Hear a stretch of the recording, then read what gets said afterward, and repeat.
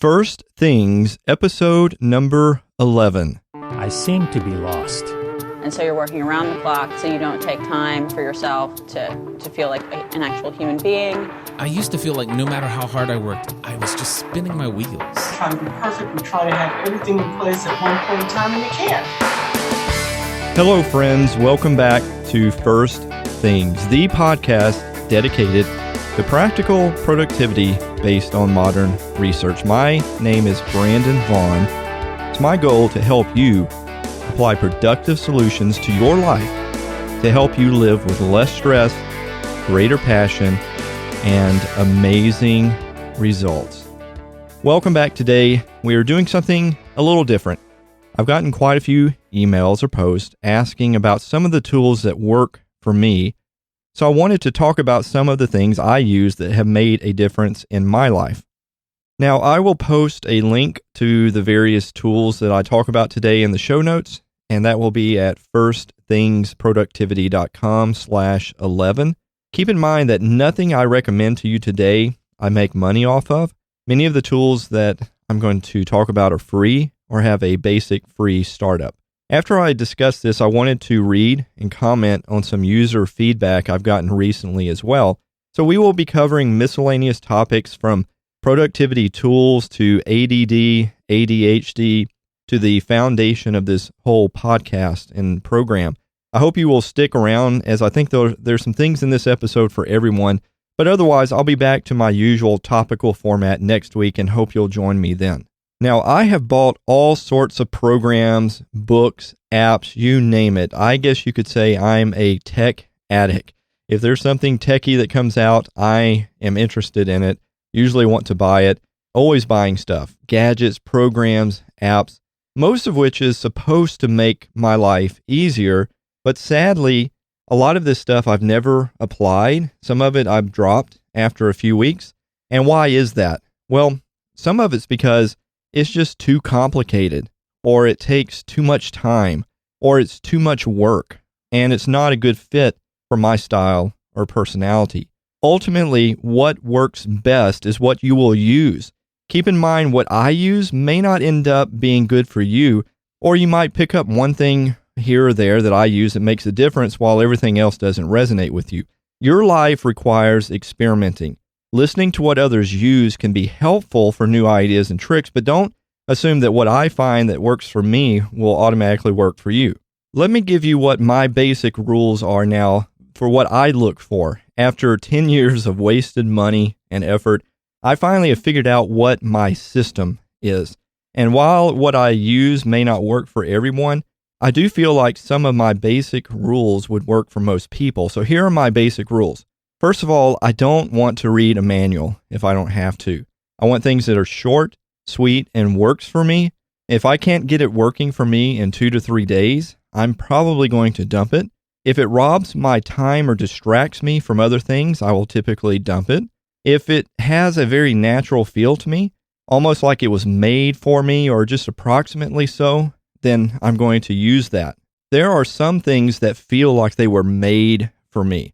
Others are kind of close enough that it helps me. And then there are other things that just aren't how I think or how I process life, and I don't use it. I also really strive for simplicity over complexity.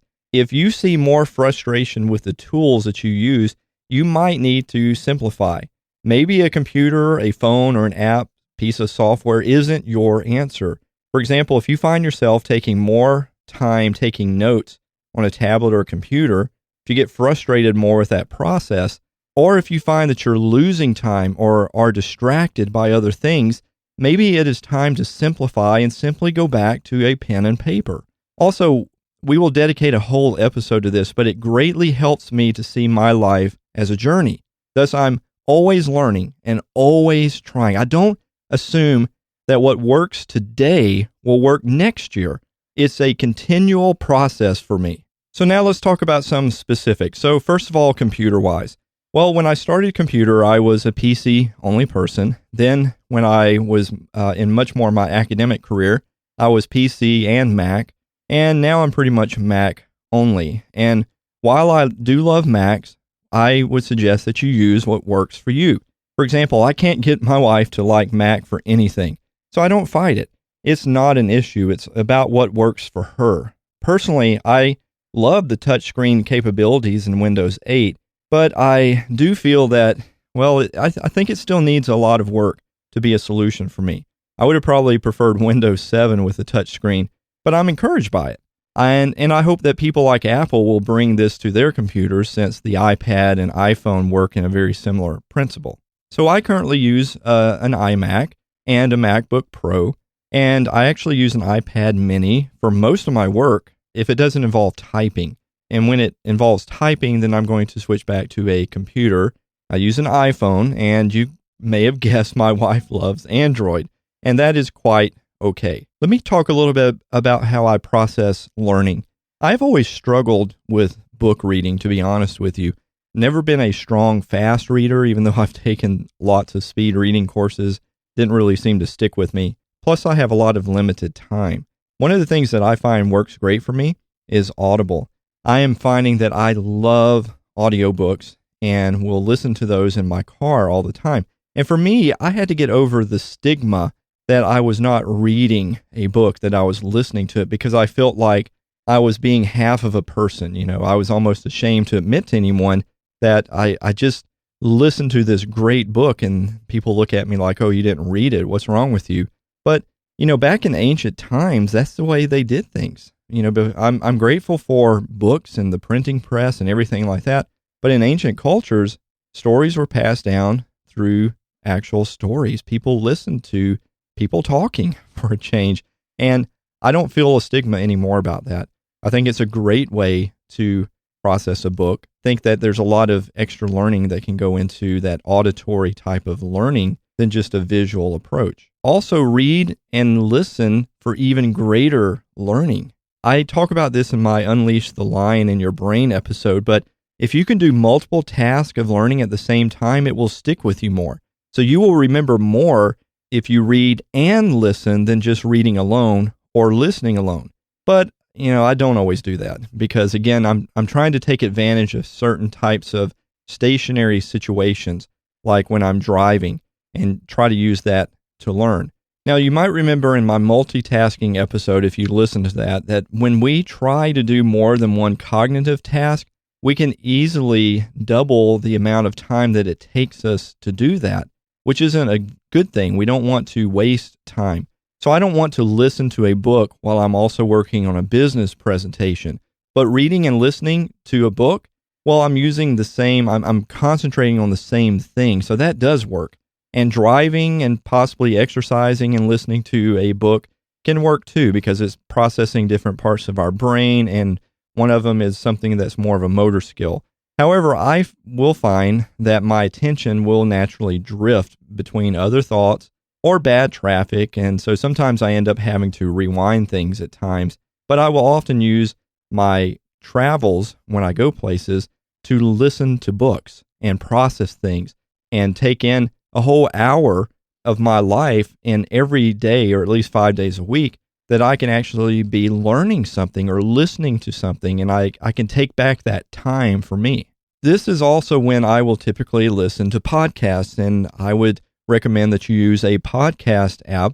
I will use Apple's, obviously, because I have an iPhone, but there are other things out there, even for iPhones, and especially if you have something like an Android, Windows, or BlackBerry phone, you're going to be using different types of apps for that. But on almost all of them, a feature that I love, and I don't know if you use this, but I know at least on Apple's that there is a speed dial setting. So you can increase the speed of reading from 1.5 times up to 2 times the speed. So you can actually speed me up. So if I talk too slow for you and you wish I would talk really fast like this, then you can actually make me do that.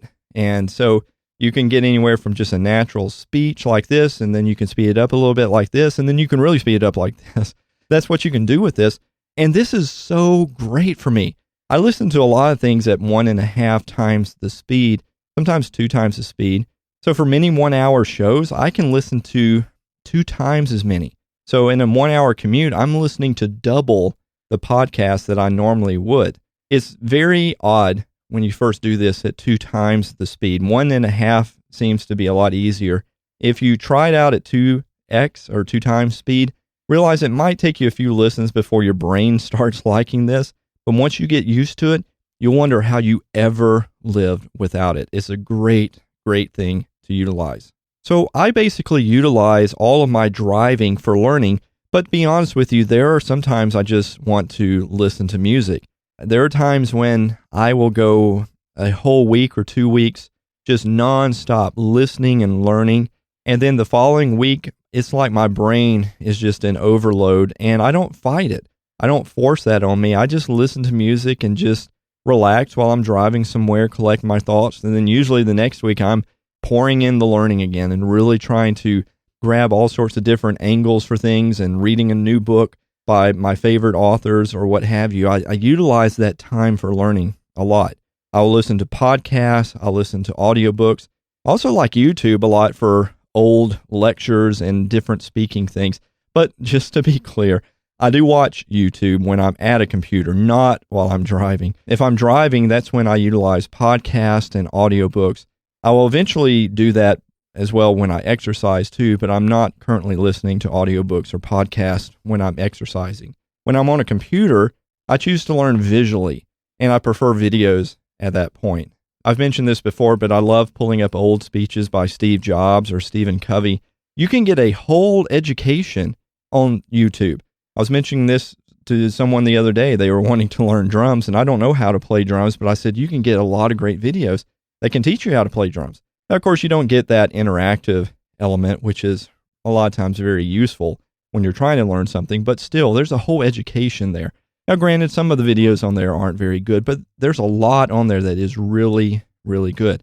I also really like Kindle and iBooks, especially for taking notes, although exporting those notes can be somewhat of a pain. I wish that they were a little bit easier to export notes from, but I love doing that. And I've mentioned to you in my Unleashing the Lion in Your Brain episode that highlighting can thwart your learning, and taking notes and doing things like that is a much better process. So I love how in these Kindle and iBooks that I can take notes and jot down things that are in my mind as I'm reading these things and then look at them later. Just wish they would make exporting them a little bit easier for me. That would be nice. I used to avoid cloud things like the plague. I just never really liked them. I've started liking them a lot better. I do enjoy iCloud, but I use that mostly to sync notes or pictures.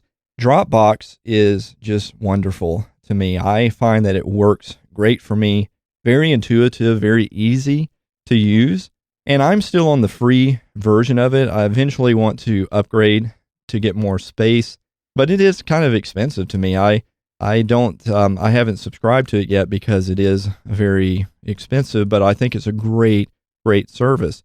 And there's other places out there like Google and Microsoft that have similar things. When it comes to taking notes, I use Evernote quite a bit, like a lot of other people. You know, quite honestly, I didn't like it at first. I didn't understand what the big deal about it was, but it has quickly grown on me, and I use it for all sorts of notes, both work and personal. Okay, what about email? A lot of productivity systems talk about processing email and having a zero inbox. And honestly, I think I've tried most of them. To be honest with you, few of them have worked for me. I don't find that the systems are wrong or bad in any way. I just don't think they're simple enough for me. They're not intuitive enough for me. I definitely don't disagree with what they're attempting to do. I just can't function that way.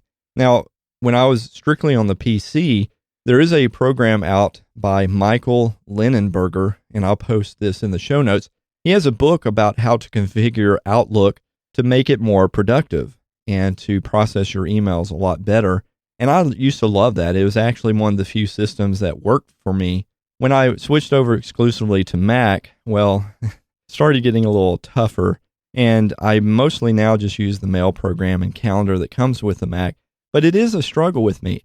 Now, Michael has a system for Mac, which he uses Toodle-Do, and it's okay. It's just not as efficient to me as what it was when I was just using Outlook. And Outlook for Mac versus Outlook for PC are just very different creatures, and struggle all with that. I love the ability on the PC to convert emails into tasks, and just haven't quite found my mojo on a Mac. a lot of the systems for Mac now are all about emailing an email to a server like you'll find on Toodledoo or Noseby. And that just isn't very functional for me. I don't want to email an email. I want to keep it within my system. Not to mention, I would prefer many of these to be local based on my machine and not cloud based. One of the things I've mentioned in previous episode, one of the biggest secrets that has really helped me in my life is to break things up into 30-minute segments.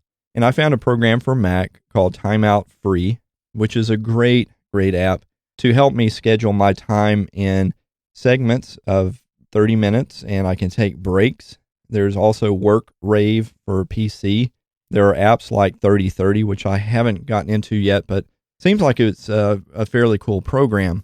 But I like Timeout, even the default settings from the Timeout program, because again, going back to what I said earlier, I don't want to spend a lot of time programming stuff or learning stuff. So oftentimes I'll just use the default settings from that program. Now, what I propose in this 30-minute segment of your life, very similar to something called the Pomodoro technique, if I pronounce that right. And I just actually found out about this from a friend of mine. The Pomodoro technique is a productivity methodology, if you will, that helps you to stay focused on a task because it breaks it up into 25-minute work stints, if you will, what they call Pomodoros. And that's followed by a 5-minute break. And it was named for a tomato-based kitchen timer that Francesco Cirillo, I think is the person who invented that. He used it to time these segments in his life, and it's basically just a countdown timer. And there are some free apps that do that specifically that I'll also post in the show notes, things that work for both PC and Mac. But personally, I think that 30 minutes is better. I think it's better based on research, and it's also easier to remember. I think 30 minutes is maybe the bare minimum. 30 to 45 minutes is probably reasonable for most people to do. 25 is just odd to me. It just bugs me for some reason, and 30 minutes is just easier for me to remember. And I also think that 5-minute breaks might be too short for some people, that maybe in the morning you can take 5-minute breaks, but in the afternoon, maybe you should be taking 10-minute breaks. And then maybe sometimes you should be working for 45 minutes and taking a 10-minute break. So I think 25-minute working and 5-minute breaks all the time doesn't work. And it doesn't really work for me very well. I find the 30-minute increments to just be a little bit easier for me to remember. And it doesn't agitate me for some reason to do a 30-minute time stretch versus an odd number like 25 for me. When it comes to sleep, and we haven't even talked about sleep yet, but I am fascinated by research on sleep. I mean, you think about it, we spend about a third of our life sleeping. So why we do this and what are the efficient ways that we can do this really intrigues me.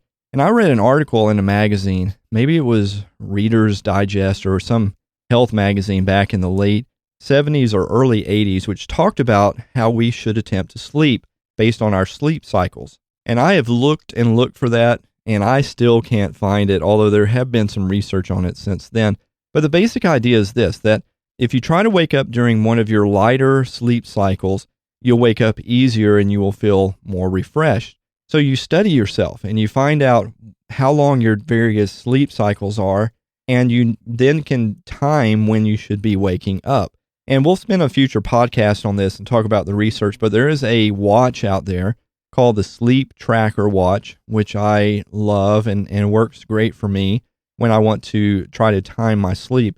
And there are apps and things like that. There used to be some really great devices out there that have now gone out of business, and they had some great products, but for some reason, I guess this type of technology isn't catching on to most people, and it's a shame because I think it's based on research and it really works, but for some reason, people haven't really caught on to how to use it or how useful it is in their life. When it comes to passwords, I love the program 1Password. There are others that are equally good out there. 1Password works on Windows and Macs, and it just works for me. It's very simple, and I don't like having to keep up with the multitude of passwords I have, and this is very encrypted, and I feel very safe with it, very backed up. And I also keep my password stored on Dropbox, so if I change anything in one location, then all my computers are automatically updated, and I love that. I love that kind of functionality. Now, when it comes to news programs, I will typically use my iPhone or iPad, and usually I will use the free app for USA Today. USA Today is short and sweet. I avoid reading news on the internet because it's usually centered on bad news, plus it's a lot more reading time. I want something that's more streamlined. Now, this is what I love about the limitations of an iPad or an iPhone or any kind of iPad device, tablet device, phone device. Programs like USA Today are going to be very short and sweet. So I'm not going to spend 1 or 2 hours looking at the news like I would on a regular computer and the internet. I want to process no more than 5 to 10 minutes to go through everything. And when you have these one-sentence taglines, I can go through a whole list of news. So I just pulled up my USA Today news app, and it has news, it has sports, life, money, tech, travel, opinion. Typically, I'll go to the news, I'll go to the life, I'll go to the money, I'll go to the tech. I do like sports, but I don't check that every day. And I could literally process through the top stories, skim through this at a really quick glance, and I can process my news in sometimes 5 to 10 minutes and go through everything. And then every now and then, 1 or 2 of these articles will catch my attention. I'll think it's important. I want to read it. And even when I read the article, it's not like 10 pages of something. It's really short and it's to the point. It's just, I love the limitation of that. I love being limited by how much is there because it makes me not spend too much time in that area. I want to stay up with news, but I don't want to spend a lot of my time on it because I have other things that are much more important than I want to do. When it comes to first things, and which is really the heart and soul of this podcast, there are some wonderful products out there like Franklin planners, either on paper or on the computer, or things like Clear Context. But I don't know why, a lot of those I just couldn't stick with. I think they were too cumbersome, they took up too much work, they were too complex. They didn't really fit me. It's like they weren't made for me, they were made for somebody else.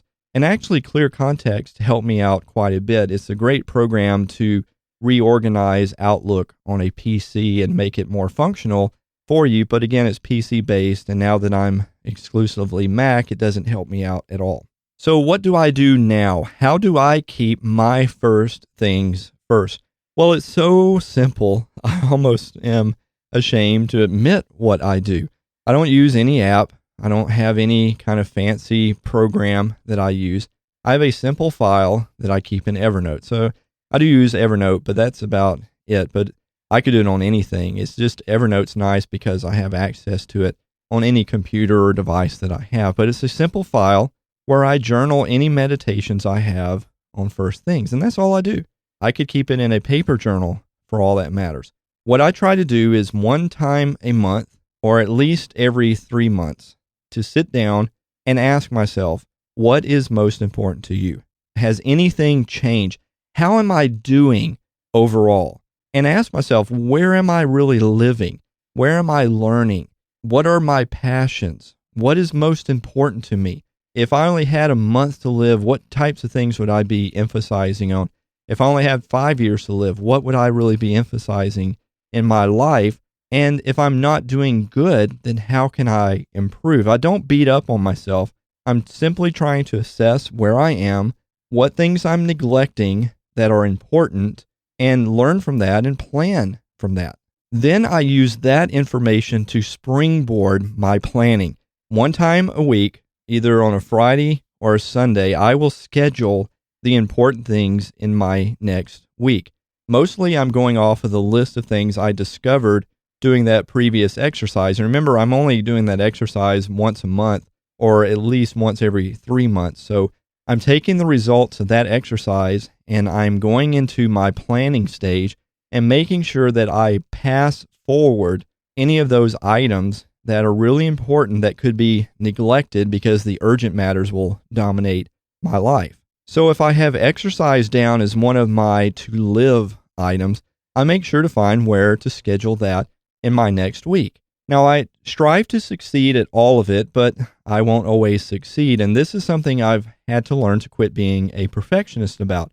My goal isn't to be perfect. My goal is to not let a week go by that I'm not doing something on my first things list. I will also sometimes grade my week, and I'll post what I use. It's very simple. just like a little grade sheet. But I would encourage you not to use this if you deal with perfectionism, because you could use this to beat up on yourself. But I honestly rate myself. So 1 week I might earn an A in exercise and a B minus in eating. Then the following week I'm an A minus in eating. I've gotten better, but now I'm a C plus in exercise. I don't condemn myself. I grade myself on my first things, and I use it to know areas I need to focus on in the next week. The main thing to remember, I don't beat up on myself. If I had a bad week, I simply learn, I reschedule, and I go after it the next week. Even if I fail every other week, that means I've had 26 weeks of putting my first things first and living to my potential and my passion. And to me, that's wonderful. And I try to do even better than that. But just to think, if I was able to do that, that I've spent 26 weeks focused on my first things, focusing on my passions, focusing on my potential. But I've got to quit beating up myself and get over perfectionism in order to utilize this in my life. Anyway, I hope that helps, because I had several people ask me, how do you do some of this, and how do you implement some of the things that you've been teaching on this podcast, and what are some of the tools that you use to make that happen? And I hope that some of this has helped to kind of get a brief glimpse into my life and find things that work for me.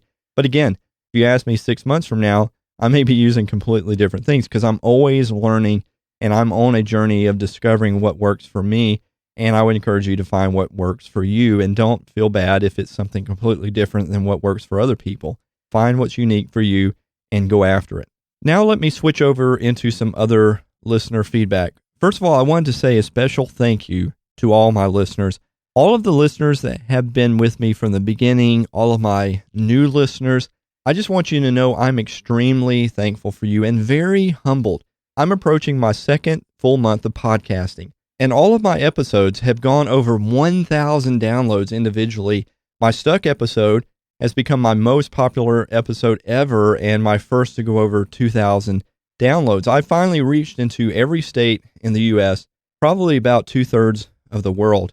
But you know what is most important to me, what I'm most thankful for? It is that I'm helping people. This is my only motivation. Yeah, that other stuff is cool. Okay, it's cool that I'm reaching out in such a wide audience, but that is not why I'm here. I am here to help people. I'm not here to sell you something, nor to stoke my ego by having a visible podcast.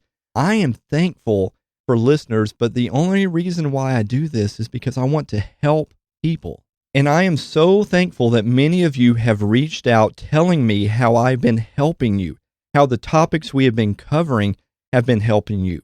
Honestly, if I had the #1 podcast and I was making money off of it with 10,000 downloads a day, but I wasn't helping anyone, I would actually start losing interest and I would eventually quit, because that isn't one of my first things. It isn't part of my living, learning, loving, and leaving a legacy. My purpose here is to help people, to talk about some of the things that really work and can make a difference in your life and in my life, and that's the whole reason why we're here. So I want to take a few minutes at the end of this episode to read a few of the listener feedback that I've recently gotten. First, a few comments left on iTunes. This is from Morg. I really appreciate having an action plan at the end of each podcast to guide my efforts. Purple Penguin 123 says, I wish I had heard these a long time ago. I'm thrilled to have such a no-nonsense ideas to implement from here on out. Her Royal Evilness says, I really enjoy this practical podcast, which delves into real issues that limit productivity.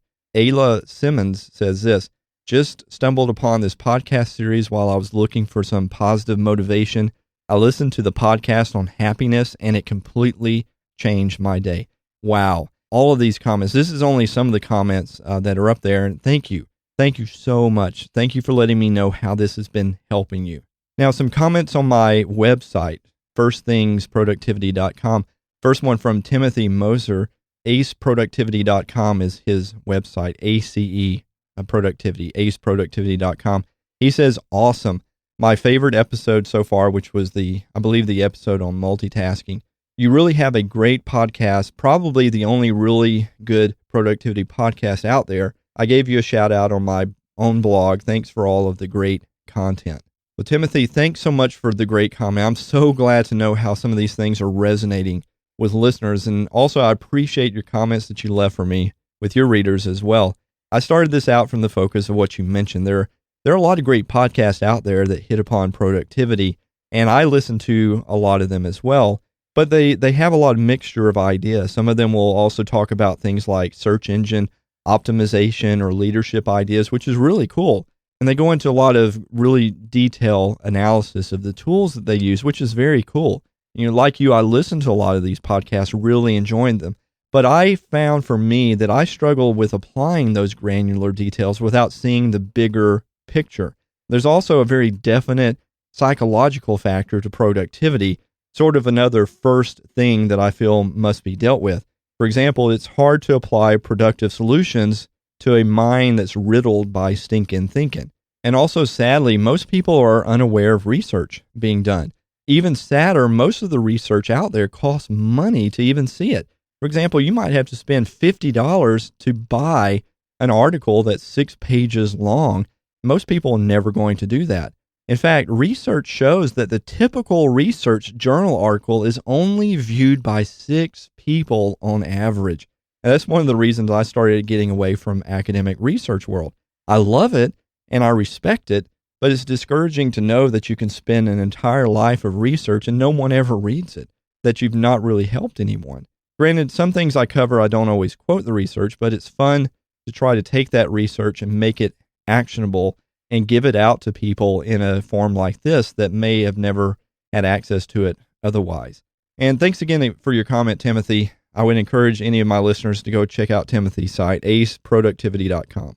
This comes from Michael, who says, this podcast to release your inner lion I used today on the football field. My players were down 26-0. Used it to rallying them to be positive and less fearful of the other team. Life can deal us numerous ways to cope with things, but how you handle them is the key. This from Clint. Brandon, thanks so much for your blog and podcast. I've enjoyed all of them. I need to get better at working in that important, not urgent quadrant, and you're helping me. Keep up the incredible information. Well, Clint, thank you. And just enjoy the journey. Learn from your mistakes and just know that knowing your first things is an amazing first step. So many of us just never think about this. And I can understand that struggle, but you will get better over the time, my friend. I guarantee you that you will.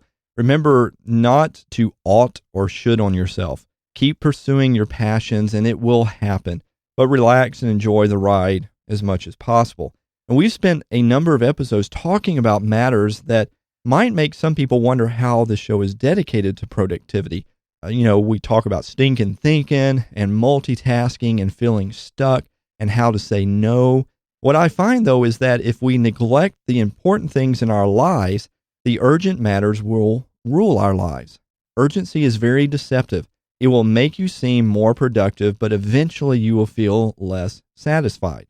The very word productive comes from the word produce, which means to grow, to cause to happen, or to come into existence. So when we are truly productive, we are enabling growth. We're enabling this fruit in our lives.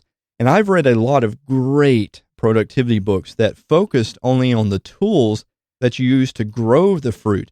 But the question that most people forget to ask is, what exactly am I growing or producing? What is the fruit of my life? We can get so busy producing that we never ask what we are actually producing and what we're hoping to produce. Imagine that you are a farmer and you plant corn, but in the process of corn growing, you forget that you are growing corn. And you start treating your corn like they were tomatoes. And some of the very treatments that work for tomatoes might be detrimental for corn. And in the end, you're puzzled that your corn dies. So it is very important that you know what you are growing and be diligent during that growth to keep corn things about corn. Now, does that make sense what I mean by that? If you plant corn, be diligent to cultivate corn, and don't forget it was corn that you wanted to grow. So keep your corn things about corn. This is why these issues are a big factor of productivity. Keep your corn things about corn, or in terms of productivity, keep your first things first. I say your first step is to connect to your true north. Figure out what is most important to you. Figure out your quadrant 2. Learn about the difference between the urgent and the important, and schedule your important things. Schedule your quadrant 2. Then go after your goals and to-do list after you've done that. And this will produce the crops in your life that you want. If you do this, you will avoid the trap of thinking that you planted corn, but you only get onions as a result.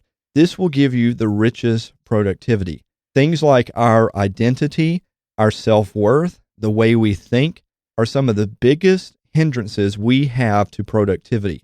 If we aren't planting the wrong crop or forgetting what we planted, we can often dig up and destroy the very things we're trying to grow just because of how we think or see ourselves.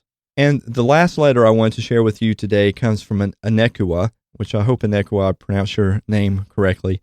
And it's a little bit longer. It says, "Hi, Brandon. I love this episode of your podcast. I'm a newly diagnosed with adult ADHD almost 2 years ago, started to take Adderall. To be honest, I am not totally sold on the diagnosis, but what I can't argue is the difference that Adderall has made in my life, and it almost feels like, too, my brain has been learning gradually since taking the medication to operate in a more organized manner. Anyway, I feel like I've been going way overboard in trying to learn about productivity and trying to be organized in a way that it has taken over the part of my life where I'm supposed to just be doing it instead of organizing ways of doing it. One thing that you mentioned really stuck out to me. You said that many of these productivity tools only encourage the sense of urgency. And now that I am much more conscious of where my point of struggle is, which is really the point of decision, I have been trying to use external tools to help me be decisive and not think too much. But like you said, just the anxiety of always having to record every little task itself has added so much of a sense of urgency in my life, and it drains me. Anyway, before I write a book about this, let me ask and see if you might have any suggestions. What do you think might help in my situation? Again, love your podcast, including your wacky analogies. There's something that is beautiful in your talk about productivity as opposed to many purely goal-oriented, dry, humorless, and somewhat lifeless kind that I've been exposed to. I find this to be so refreshing and necessary. So thank you again, Brandon. Well, thank you, Anekua. I just loved your letter. And many of the things I talked about at the beginning of the podcast were directly in response to this that you wrote me, and some other people had written me some things similar to this. Go out and find what works for you. And if it's not working and it's causing you more anxiety, then modify it and make it your own and find what works for you and dump what's not working. Just get rid of that. I love how you are experimenting, and I would encourage you to keep doing that. In fact, do more of it. It's great. The problem with picking up books and systems is it can often come across as a cookie cutter mode. It's like if I bought a book about raising daughters. The only problem is that author isn't raising my daughter. So there may be things that work for me and others that completely don't work for me. So I would encourage you to keep after it and have fun with it. Don't let society beat you down on how you ought to be or how you should be. Don't let them should on you, and don't should on yourself either. You are unique, amazing, beautiful, and complex. There is no one else on this planet like you. Remember this, if two of us are exactly alike, one of us isn't necessary. What works for you ultimately will be unique to you. While I hope picking up pieces from books or even my podcast will point you in the right direction, don't assume anything is bad if they don't work for you. We can certainly get down into all sorts of technicality in apps, and I basically did that again at the beginning of this podcast. But what works for me is that, one, I spend periodic time thinking through what are the most important things to me, and two, I do my best to schedule those in my week the following week. And that's it. That's what I do. And yes, okay, there's lots of to-do lists, and make sure you don't do that. And those are important. I don't want to negate them. But to me, the most important things is to know what the important things are and not to neglect them. And I don't always succeed. And that is quite okay. As long as I'm not forgetting them, and as long as I make time and I push those important things into my schedule, that's all that really matters to me. And then whatever energy and time I have left over, then I do the to-do list and I do all the other things. But I make sure I get the first things in. The goal to me is that I'm not letting life pass by without conscious focus toward what matters most. So I would say any system you use that causes you more anxiety, more shoulding on yourself, more urgency focus, that is not what works for you. Could be that writing down your first things and posting them all over your house, little sticky notes, might work for you. Or record them on your phone and play it to yourself once a week or daily. I constantly try out new things, and quite honestly, some things just don't work for me. They could possibly make me more stressed out, more focused on myself, less happy, so I dump them. Other times I tweak and modify them to fit me better. So for example, I got a lot of this first things idea from Stephen Covey. Loved what he has said about these things in his books. He also worked on putting out software for things like Microsoft Office and Windows, and I tried using that, but I couldn't use it. It frustrated me so much, and I honestly think the software is great. I love the ideas they're trying to implement. It just didn't work for me, and it made me more stressed out. What I did was I took some of those ideas that I liked, but they just didn't fit me, and I reworked them into a system that did, using other types of tools. And I would encourage you to do the same thing. Find those things that are working for you and pull them out and use them in your own unique way. I would also encourage you to see this whole thing of life as a fun adventure. Sure, I imagine that ADHD isn't the most fun thing or fun news to receive, but personally, I see ADD or ADHD not as a disability or as a deficit, but just as a trait, a way of being.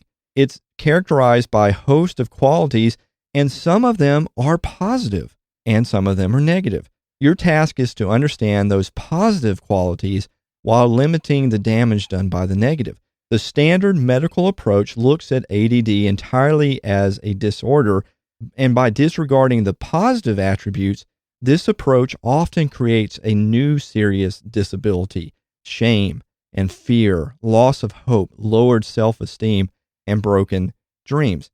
So I would encourage you not to buy into those things. People with ADD typically are creative and they're intuitive and they're original, full of positive energy. They tend to be independent thinkers. They are persistent to the point of being stubborn. And they are usually also quite sensitive and can cover this over with a kind of bravado, if you will. Very big-hearted people, very generous. They often have a lot of charisma or a special something, a twinkle in their eye, a zany sense of humor, or an ability to inspire others. With the right kind of guidance, these people can become hugely successful in their lives. It is important to have a plan for developing your talents and interests. This will take some time, but it is a key. You build a life not on weaknesses you have repaired, but on talents you have developed. Also, everyone, please keep in mind, I am not a medical doctor. So please do not hear me making comments about taking medicine. In my opinion, I do think doctors prescribe way too much medicine to treat matters that really don't need to be treated. But there are times when medicine does help, and in severe cases of ADHD, it does make sense.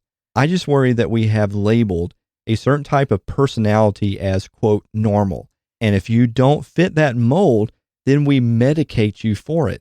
So I would encourage people to embrace medical wonders, but don't accept labels. Don't accept judgments. Don't accept shoulds and oughts or anything else that says you are less than a person. Thus, I would encourage anyone to not let something like ADHD become your identity.